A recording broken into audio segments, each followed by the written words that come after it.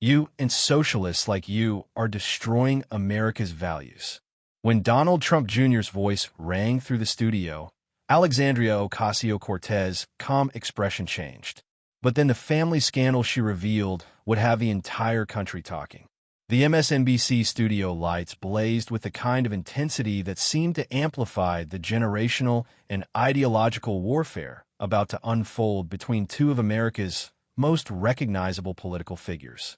It was a humid August evening in 2026, and what was supposed to be a routine discussion about economic policy was about to become the most explosive revelation about political corruption and family dysfunction in modern American history.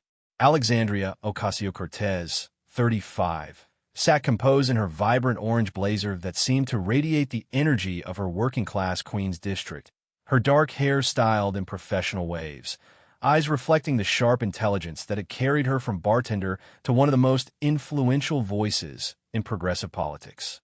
Across from her, Donald Trump Jr., 47, adjusted his navy blue tie with the aggressive confidence of someone who had spent his entire life trading on his family name, his slick-back brown hair and perpetual smirk radiating the kind of entitled arrogance that had made him both a conservative media darling and a liberal nightmare. The moderator, MSNBC's Rachel Maddow, had introduced this as a discussion about economic inequality and American opportunity. But everyone in that studio, since they were about to witness something far more explosive than policy debate. The audience of 190 invited guests represented the sharp divisions in American society. Progressive activists energized by AOC's message, Trump supporters drawn by Jr.'s bombastic rhetoric, undecided voters curious about the ideological clash, and political journalists who lived for moments when carefully constructed public personas cracked under pressure. Social media was already buzzing with anticipation as the hashtag AOC Trump Jr. began trending before the debate even officially started. What none of them knew was that AOC had spent months investigating something that would expose not just individual corruption, but a systematic pattern of fraud, abuse, and criminality that reached into the highest levels of American political and business establishments.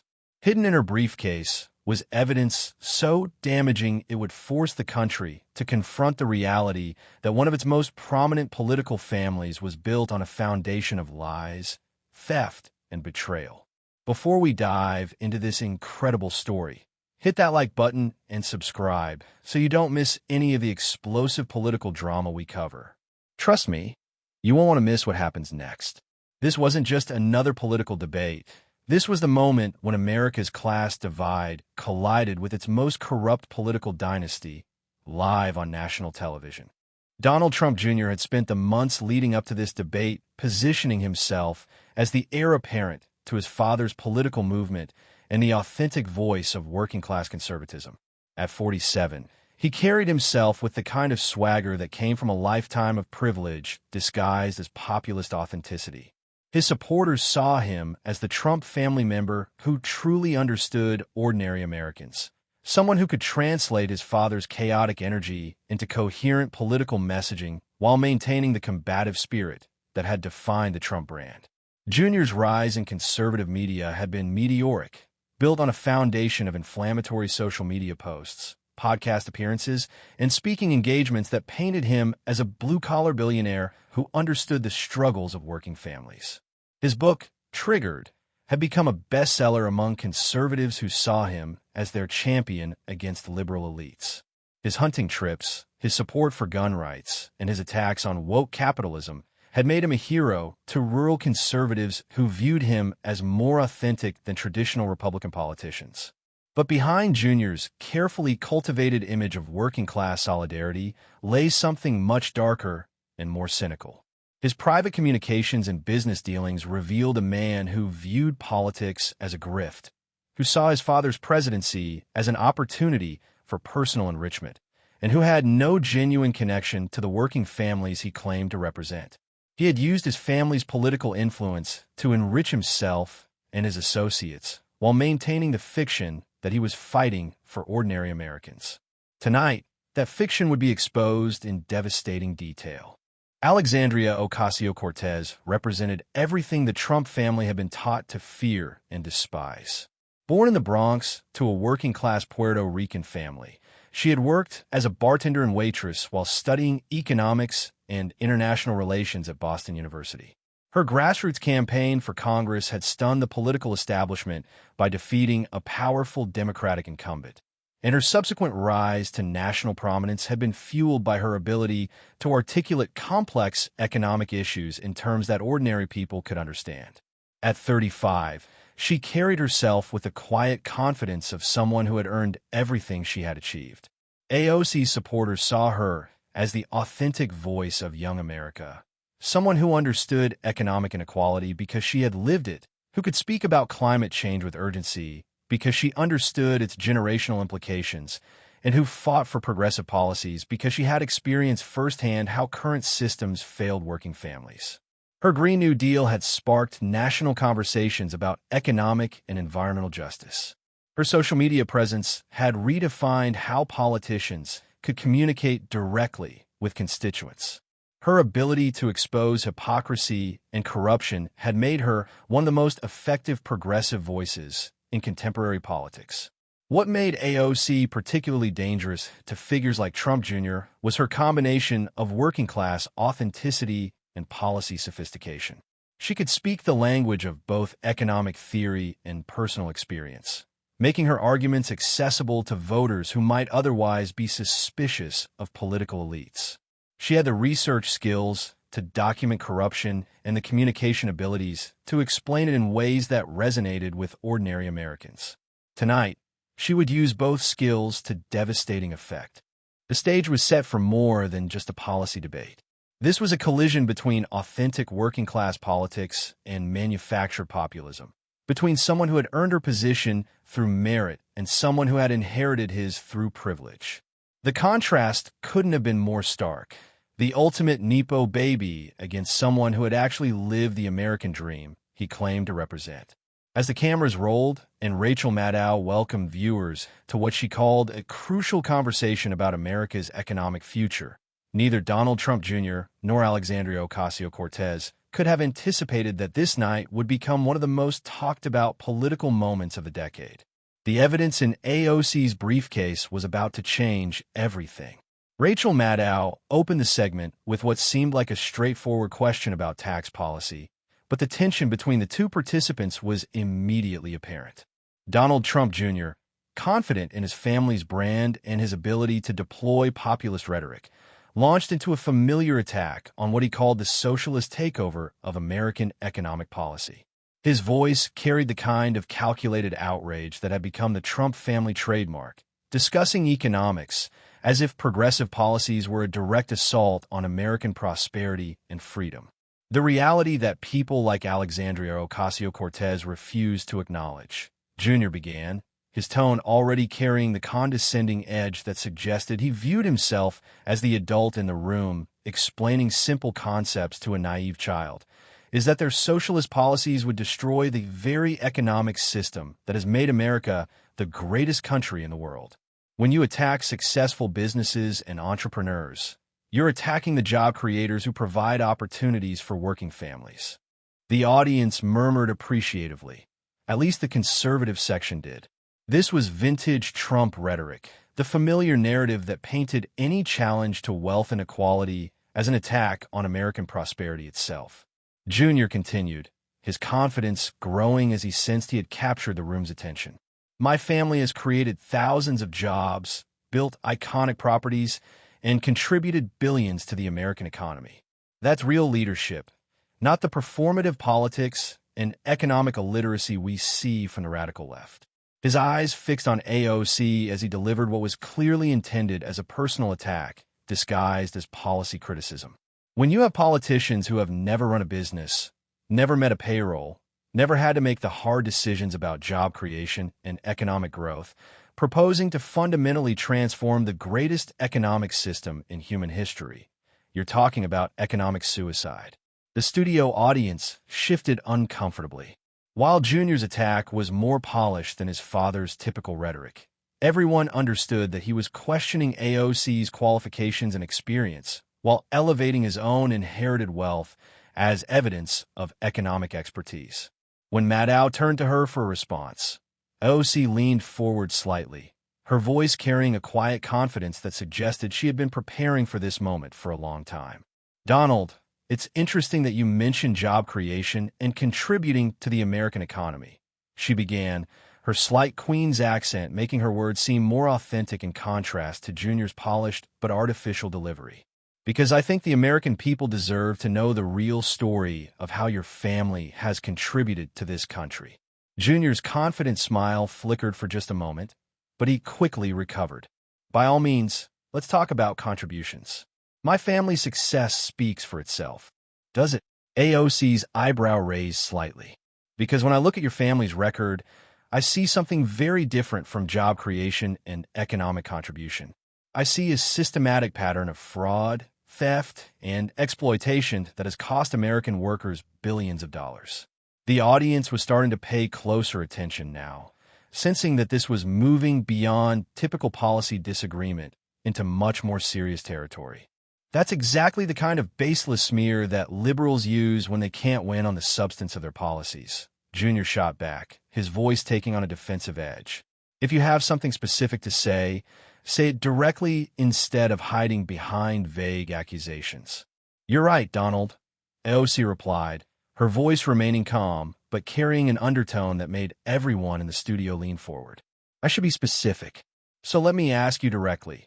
Can you explain to the American people why your family's businesses have been cited for over 4,000 violations of labor law in the past decade?" The studio fell silent. Even Maddow looked surprised by the specificity and directness of the question. Junior's expression shifted from confident to genuinely concerned as he realized this wasn't going to be the typical ideological sparring match he had expected. "I don't know what you're referring to," Junior replied carefully, his earlier bravado replaced by visible wariness. "I'm referring to documented violations of wage and hour laws, workplace safety regulations, and collective bargaining agreements that have cost your family's workers over $50 million in stolen wages and benefits," AOC responded, reaching for her briefcase. The atmosphere in the studio immediately changed. Junior's expression shifted from concern to panicked as AOC pulled out a thick folder filled with documents. "Donald, before we continue this conversation about job creation and economic contribution, I think this audience needs to see some documents that tell a very different story about your family's approach to American workers." She opened the folder and pulled out several papers marked with official letterheads. These are Department of Labor investigation reports, court filings, and settlement agreements that document a systematic pattern of worker exploitation by Trump family businesses. Junior's face had gone pale. "What are you doing?" he asked, his voice losing its earlier authority. "I'm about to expose what might be the largest case of systematic worker exploitation by a single family in modern American history," AOC replied, her voice steady, but carrying a weight that made everyone in the studio pay attention. "And your family is at the center of it." The studio fell completely silent. Even the camera operators stopped moving. The confident heir to the Trump political dynasty had been replaced by someone who looked genuinely frightened by what was about to be revealed. "This is Labor Department Investigation Report 2019 to 2024, AOC continued, holding up the first document. It documents systematic violations of federal wage and hour laws at 47 different Trump family business properties. She held up a specific page. The report shows that Trump Organization properties systematically underpaid workers, denied overtime compensation, and retaliated against employees who try to organize or file complaints about working conditions. The audience gasped. This wasn't just about policy disagreements. This was about documented illegal activity affecting thousands of workers. But that's just the beginning, AOC continued, pulling out another document. This is Settlement Agreement 2023 to 0847, showing that your family paid $12 million to settle claims that you stole wages from undocumented workers at Trump properties. She read from the document. The settlement acknowledges that Trump Organization knowingly hired undocumented workers at below-market wages, threatened them with deportation when they complained about working conditions, and then refused to pay them when their work was completed. Junior attempted to respond, but his voice was barely audible. Those are business decisions made by managers. I wasn't personally involved in day-to-day operations. Weren't personally involved? AOC's voice carried a note of incredulity. Donald, this next document shows that you were directly involved in developing what your family called the worker exploitation strategy. She pulled out yet another document. This is Internal Memo 2021-1156, written by you to your father, outlining how to maximize profit margins through strategic labor cost reduction and immigration status leverage. The studio erupted in shocked murmurs. The audience was beginning to understand that they weren't just witnessing a policy debate. They were learning about systematic exploitation and abuse of vulnerable workers. Your own memo describes undocumented workers as disposable assets and outlines strategies for using their immigration status to avoid paying fair wages. AOC continued, her voice building with controlled anger. While you were claiming to fight for American workers, you were systematically exploiting the most vulnerable workers in the country. But AOC wasn't finished. She pulled out another folder, this one even thicker than the first. This brings us to what I call the family criminal enterprise, she said, her voice taking on a tone that suggested she was about to reveal something even more explosive. These documents show that your labor violations weren't just business misconduct. They were part of a systematic criminal conspiracy. She held up a complex organizational chart. This diagram shows the flow of money and coordination between Trump family businesses, shell companies, and criminal organizations involved in human trafficking and labor exploitation. The implications were staggering. This wasn't just about unfair labor practices. This was about connections to organized crime and human trafficking. The documents show that your family's businesses regularly used staffing agencies that they knew were trafficking undocumented workers, paying below-market rates for what amounted to forced labor, AOC explained. She pointed to specific names and organizations on the chart. Your family received millions of dollars in profits from what federal investigators have classified as modern slavery operations. The audience was riveted now, many looking genuinely shocked by the scope of what was being revealed. But the most damaging evidence, AOC continued, is what I call the family protection racket. She pulled out a final set of documents. These show how your family used political influence and threats of violence to silence workers who tried to expose these criminal operations. She read from one of the documents. Internal Security Memo 2022-0923 states, and I quote, "Workers who threaten to report immigration violations or labor law violations should be reminded that the family has connections to IC enforcement and private security contractors who can make problems disappear." The studio was completely silent now, the weight of these revelations sinking in. "Donald, this memo was written in your office," AOC said, looking directly at her opponent. "You weren't just aware of this criminal enterprise, you were directing it." Junior finally found his voice, but it was weak and defensive. "This is a political hit job. These documents are taken out of context or fabricated entirely." She gestured toward the documents spread across the table. "These papers document a 20-year criminal conspiracy to exploit American workers while claiming to represent their interests. You didn't just participate in this conspiracy, you helped organize it." The contrast was stark and devastating. Here was AOC, a politician who had actually worked service jobs and understood economic struggle, exposing the systematic criminality of someone who had inherited wealth built on worker exploitation. "The difference between us, Donald, is simple," AOC continued. "I came into politics to fight for working families because I am a working family. You came into politics to protect your family's criminal enterprise while pretending to represent the people you've been exploiting." The audience was completely silent now, many looking genuinely shaken by what they had learned. Rachel Maddow, professional journalist that she was, attempted to give Junior one final chance to respond. "Donald, these are extraordinary allegations backed by what appears to be extensive documentation. How do you respond to this evidence?" Junior's answer was telling in its weakness. "This is all. This is clearly a coordinated attack using selectively edited documents and conspiracy theories, he said, his voice barely above a whisper. My family has always operated within the law. Operated within the law. AOC's voice carried a note of incredulity. Donald, your own documents show systematic violations of federal labor law, coordination with criminal trafficking organizations, and threats of violence against workers who tried to report these crimes. She held up the documents again. These aren't conspiracy theories. These are federal investigation reports showing exactly how your family built their wealth through criminal exploitation of vulnerable workers. Fabricated. AOC held up the papers. Donald, these are federal investigation reports, court filings, and internal communications that your own family produced. They're authenticated, documented, and available through federal Freedom of Information requests. She turned to face the cameras directly, speaking not just to the studio audience, but to the millions watching at home. What we're seeing here is the complete exposure of everything that's wrong with American economic inequality. We have a family that built their wealth not through job creation and economic contribution, but through systematic exploitation of the most vulnerable workers in our society. The audience was completely silent now, hanging on every word.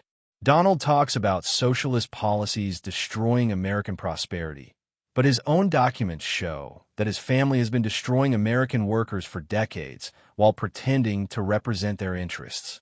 She turned back to Junior, who was slumped in his chair, looking like someone whose entire world had just collapsed. The infrastructure development projects that your family claimed would create American jobs? Your own memos show they were designed to exploit trafficked workers while maximizing profits for your criminal network. The cameras caught individual faces in the audience. Working-class Americans who looked betrayed, conservative voters who seemed stunned, progressive activists who appeared vindicated but saddened by the confirmation of their worst fears about economic inequality. You want to know what real economic policy looks like, Donald? AOC asked, her voice steady but powerful. It's creating systems that protect workers instead of exploiting them. It's building an economy that serves working families instead of criminal enterprises disguised as legitimate businesses. The final exchange crystallized everything wrong with American economic inequality. Here was the heir to a family fortune built on worker exploitation, claiming to represent working families while his own documents revealed systematic criminality. When confronted with evidence of his family's crimes, his only defense was to attack the messenger and deny the authenticity of his own recorded communications. As the segment officially ended, Junior gathered his materials quickly, clearly wanting to escape as fast as possible. Gone was the confident populist who had entered the studio, replaced by someone who looked genuinely defeated by the exposure of his family's criminal enterprise. AOC, meanwhile, remained calm and composed, accepting questions from audience members who approached her after the cameras stopped rolling. Her performance had been masterful. She had used Junior's own family documents and federal investigation reports to expose a pattern of criminality that went to the heart of American economic inequality. The immediate aftermath was unlike anything MSNBC had ever experienced. Social media exploded with clips of AOC's document presentation, reaction videos, and analysis of what this meant for American politics and the Trump family's future. Hashtag Trump Criminal Enterprise began trending within minutes, followed quickly by hashtag AOC Exposure and hashtag Worker Exploitation. Conservative commentators struggled to defend Junior, with many simply refusing to address the substance of the federal documents AOC had presented. Some attempted to claim they were fake or taken out of context, but Department of Labor officials were forced to confirm their authenticity when journalists began requesting copies through Freedom of Information requests. Labor advocates who had been documenting worker exploitation for years felt vindicated but horrified by the systematic nature of the criminality revealed in the Trump family documents. The idea that a prominent political family had built their wealth through modern slavery operations was shocking even to those who had been tracking these issues closely. Perhaps most importantly, the exposure sparked a broader conversation about the relationship between wealth and criminality in American business. The documents AOC had presented weren't just evidence of individual misconduct. They revealed systematic problems with how criminal enterprises could operate behind the facade of legitimate business operations. Within 24 hours, multiple federal agencies announced expanded investigations into Trump family business operations. The FBI opened formal investigations into the human trafficking connections, while the Department of Labor began examining whether the documented violations constituted a criminal conspiracy. Donald Trump Jr. attempted damage control with a carefully crafted statement released through his lawyer. The documents presented by Congresswoman Ocasio-Cortez are a mixture of fabricated materials and legitimate business records taken completely out of context. This coordinated attack on my family represents exactly the kind of political desperation that threatens the integrity of our democratic institutions. We have always operated within the law and will cooperate fully with any legitimate investigation. But the damage was done. The documents were too detailed, too well-sourced, and too consistent with observable patterns to be dismissed as fabrications or taken out of context. Multiple news organizations began independent verification of the claims, and preliminary analysis suggested that the core allegations were accurate. AOC's response to Jr.'s statement was swift and devastating. Donald's response proves exactly what I was talking about. When confronted with evidence of systematic worker exploitation and criminal activity, his first instinct is to attack the messenger and deny responsibility. This is why working families have lost faith in a system that allows criminal enterprises to operate with impunity. She continued, "The documents I presented tonight aren't fabrications or theories. They're federal investigation reports that show a decades-long pattern of exploiting vulnerable workers while claiming to represent their interests. The American people deserve an economy that works for working families, not criminal enterprises disguised as legitimate businesses." The broader implications of the confrontation extended far beyond the two participants.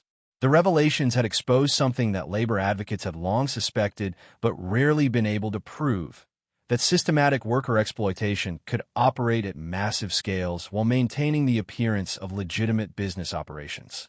It also highlighted the importance of having authentic working-class voices like AOC in positions of power, people who understood both the human cost of economic inequality and the criminal enterprises that perpetuated it.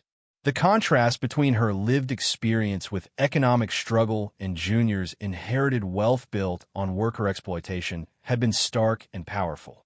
For many Americans, the confrontation served as a wake-up call about the relationship between political rhetoric and economic reality. The revelation that a family that claimed to represent working Americans had built their wealth through systematic exploitation of those same workers forced a national conversation about authenticity and accountability in political leadership. The debate also demonstrated the power of documented evidence in exposing systematic criminality. AOC's success hadn't come from rhetorical skill or moral arguments alone. It had come from systematically presenting federal investigation reports that proved criminal activity in the Trump family's own words and actions. 3 months after the confrontation, Donald Trump Jr. had effectively disappeared from public political discourse. Multiple federal investigations were ongoing, his media appearances had been canceled, and even conservative outlets seemed reluctant to associate with someone whose family's criminal enterprise had been so thoroughly documented. The federal investigations based on the documents AOC had revealed were expanding rapidly, with prosecutors expressing serious interest in the connections between political influence and criminal labor exploitation. Multiple Trump family business associates were cooperating with investigations in exchange for immunity. AOC, meanwhile, had used the moment to build an even larger platform for worker rights and economic justice advocacy. Her methodical approach to exposing systematic criminality had demonstrated the kind of investigative and political skill that many believed was essential for holding criminal enterprises accountable. But perhaps the most important outcome was the broader conversation the confrontation had sparked about the relationship between wealth and criminality in American business. The documents AOC had presented weren't just evidence of individual crimes. They had revealed systematic problems that required systematic solutions. Congress passed new protections for workers reporting labor violations. Federal agencies strengthened oversight of businesses with histories of worker exploitation, and several states implemented new transparency requirements for companies with federal contracts. 6 months later, when political historians looked back at this moment, they would identify it as a turning point. The night when the hidden criminality behind American wealth inequality was finally exposed for all to see, and when the difference between authentic working-class politics and manufacturer populism was made crystal clear. The confrontation between Alexandria Ocasio-Cortez and Donald Trump Jr. would be remembered not just as a political moment, but as a crucial accountability moment, a clear example of how systematic criminality could persist under the cover of political rhetoric and inherited privilege, and how authentic public servants could expose and combat that criminality. The lesson was simple but profound. In American politics, the fight for economic justice required leaders who understood both the theoretical frameworks and the lived reality of economic inequality. Jr. had learned that lesson too late, while AOC had demonstrated its power in the most public way possible. As the story continued to ripple through American politics and business, one thing became clear. The age of criminal enterprises being able to hide behind political rhetoric and inherited privilege was coming to an end. The Trump documents had changed the rules of the game, and authentic advocates for working families like AOC were the ones best positioned to build an economic system that actually served those families rather than exploiting them. This wasn't just the story of a political confrontation. It was a reminder of what economic justice advocacy could and should look like when conducted by people with the lived experience, investigative skills, and moral courage necessary to expose systematic criminality. It was the night AOC's documents reminded America that economic inequality wasn't just about policy differences. It was about criminal enterprises that exploited workers while claiming to represent them, and that the fight against those enterprises would require constant vigilance from those who truly understood what working families needed.